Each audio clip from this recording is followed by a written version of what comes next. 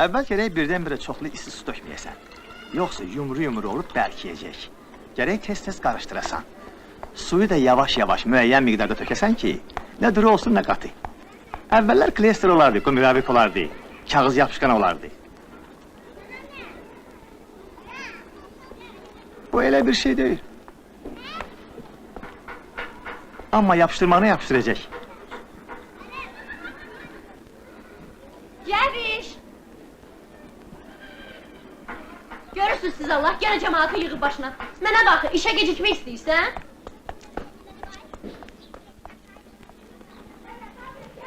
Həmişə belə şirin yad adamların yanında pərt eləyirdi. Arvadla bacara bilmir. Məktəbdə də bu kişinin işi çox ağırdır.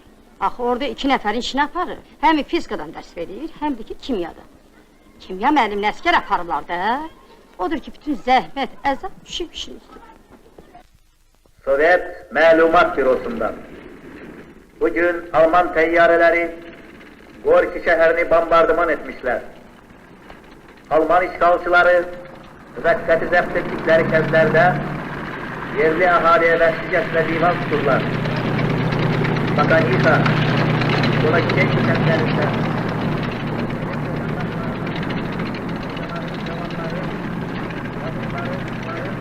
Eşidirsən? Eşidirəm. Başa düşə bilmirəm bizim komandanlıq nə fikirdə. Mən də başa düşürəm. Məncə daha belə gedə bilməz. Elədir.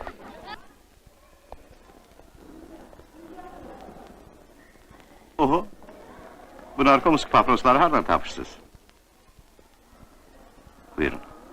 Əşi, bu cavanlar lap körlanıblar. Səhər evdən çıxmışam, aramla gedirəm. Görürəm ki, qonşuluqdakı mağazanın qapısı açıqdır. Fikirləşirəm ki, səhər ara qaranlıqda niyə gərək açıq olsun? Görürəm, cavan bir oğlan əlində süpürgə yer süpürür. Ona deyirəm, sabahın xeyir, səhər xeyir ola. Mənə nə desə yaxşıdır? Sən bayquş başını hər yerə nöş soxursan. Bu da bunun mərifəti.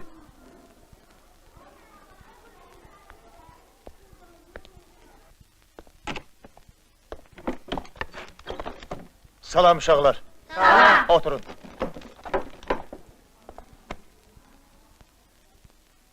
Silin onu.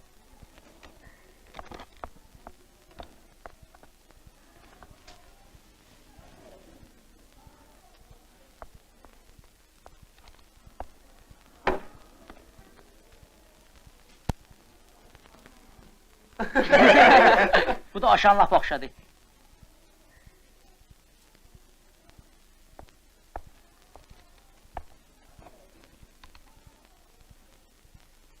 Necəfzadə Namir, gəl lövhəyə.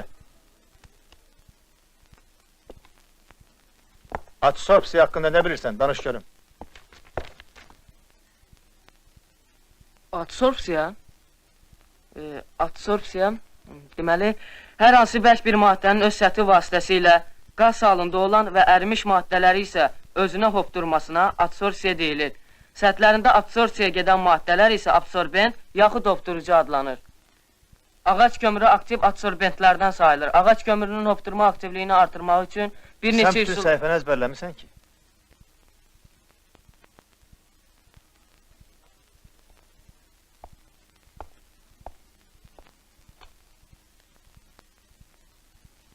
Belə ağır günlərdə sən öz yoldaşları yollatmaq istəyirsən.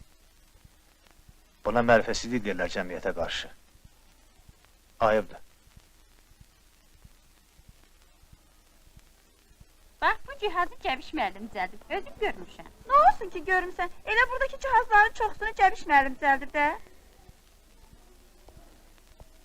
Bu kömürcüklər bir-birinə yaxınlaşanda əvvəlcə bərk səs çıxacaq. Bunların arasında alov qövsə əmələ gələcək. Çalışın bu vaxt ampermetrin göstəricisinə fikir verin. Gərginlik maksimum dərəcədə artacaq. Mən toku kəsən kimi gərginlik də enəcək. Diqqət! Gördünüz? Bəli! Vay Cəbiş müəllim, gözümüz qamaşdı. Biraz at tükü tapa bilseydim, indisi ilə əntiqə bir cihaz düzəldərdik. Yadımdadır, müharibədən əvvəl mağazalarda at tükü dolu idi. Nə biləsən? Bilseydim ki, müharibə başlayacaq, biraz alıb saxlardım.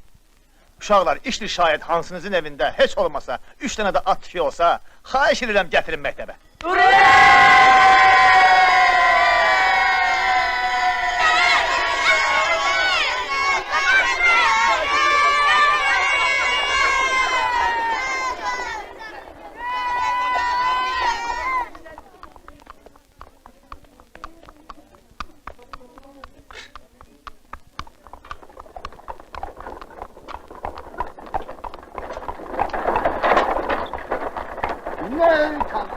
Əmi! Oy əmi! Hə, Tayfana yarın. ana, nə sən neyvə lazımdır? Burnumun altına sürtəcəyim, bığım çıxsın. İçəcəyim. Mənə bax, pulu verəm. Daha ne istəyirsən? Apar bu pulları ver anova. Bir də bala, sən burada nə gəzirsən? Harada gezməliyəm ki? Hamı harda, sən də orada. Çatdı? Şirin çatdı, amma yaşım çatmır.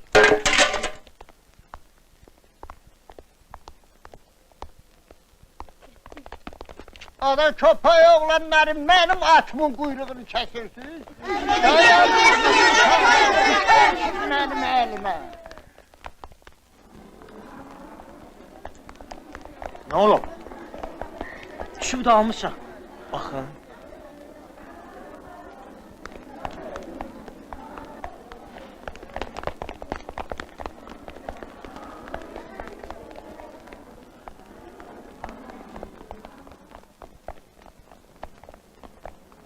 Ay Vivek.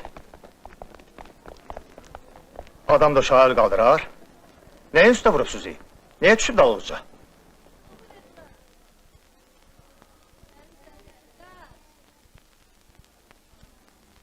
Bu quyruğun hər tiki elmə xidmət eləyəcək.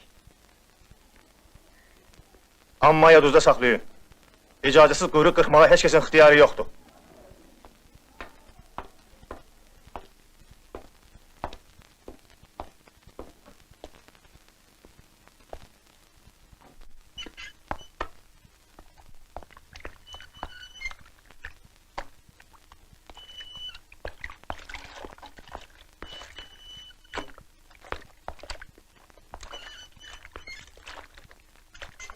Xeyr ola, bu gün hamımız qara giyinmişik. Sabun olsaydı ağları yuyub yer.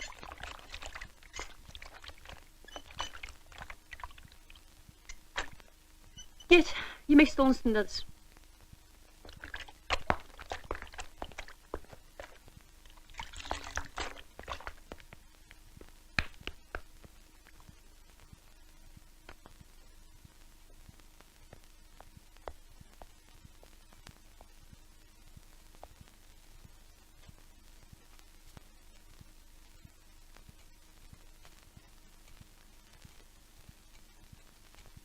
Uşaqlar yeyiblər. Laf elə tutaq ki yiyiblər.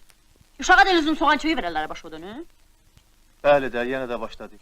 Görmürsən ki, müharibə gedir? Kör deyiləm, görürəm. Amma xalqın da kişiləri var da. Gül kimi uşağını da saxlayır, arvadını da. Bir mən kül başım bəxti qaradı. Uşaqlar, anamız biraz əsəbləşib, bu sözləri ürəkdən demir. Olmayaydı burada uşaqlar, gör necə boşaldardım ürəyi.